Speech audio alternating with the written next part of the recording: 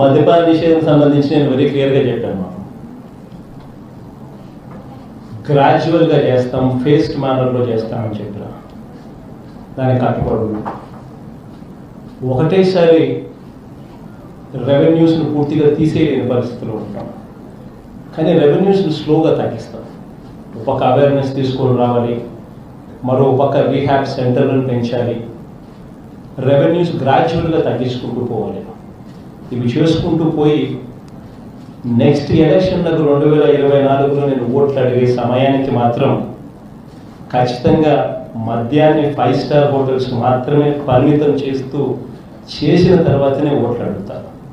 అది మాత్రం ఖచ్చితంగా చెప్తా ఉన్నాను. మేనిఫెస్టోలో కూడా కరెక్ట్గా ఇదే చెప్పాను. వచ్చిన వెంటనే ఒకే దఫాలో చేస్తానని చెప్పలేదు. మేనిఫెస్టోలో ఏదైతే చెప్పానో అది ఒక ఖురాన్లా భావిస్తాను, ఒక బైబిల్లా భావిస్తాను, ఒక భగవద్గీతలా భావిస్తాను. మేనిఫెస్టోలో చెప్పిన ప్రతి అంశం కూడా తూచా తప్పకుండా ఎప్పుడెప్పుడు ఎలా చేస్తామని కూడా చాలా డీటెయిల్గా కూడా చెప్పాను.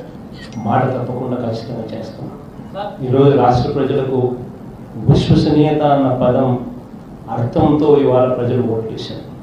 ఆ విశ్వసనీయత అన్న పదం ఎక్కడ కూడా సన్నగిల్లకుండా, నమ్మకం వాళ్ళకి తగ్గకుండా ఖచ్చితంగా పూర్తిగా అన్ని రకాలుగా నేను అడుగు ముందుకేస్తానని మాత్రం